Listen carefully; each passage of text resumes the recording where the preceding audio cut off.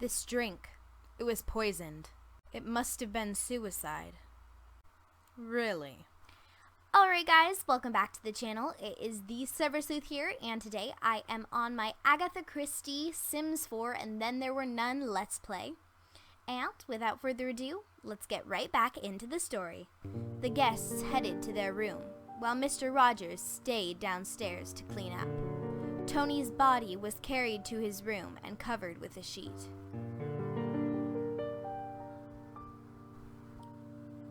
Upon entering, each guest locked their doors. The home, in its modernness, scared them. As he prepares for bed, Wargrave thinks about Edward Steaton, the man whom the voice earlier accused him of sentencing to death.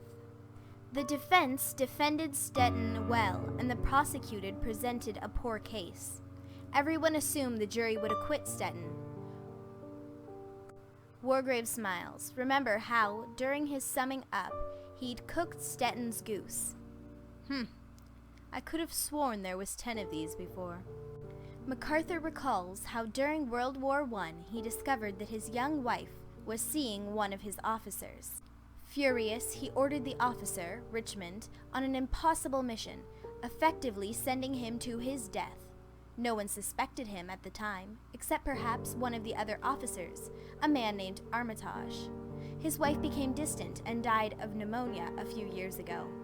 MacArthur retired and lived by the sea, but after a time he began to worry, suspecting that Armitage had spread the story around and that people knew his secret.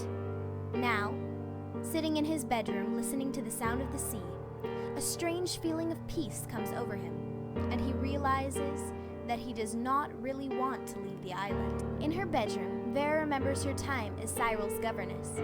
She was in love with Cyril Hamilton's cousin, Hugo, but Hugo was too poor to marry her and support both himself and her.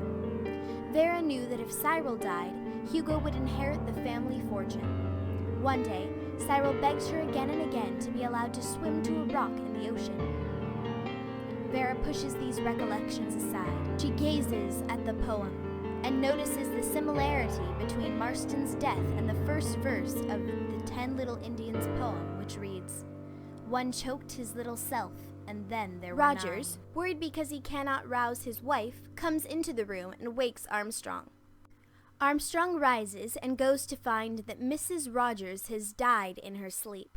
Rogers said she took only the pills Armstrong gave her,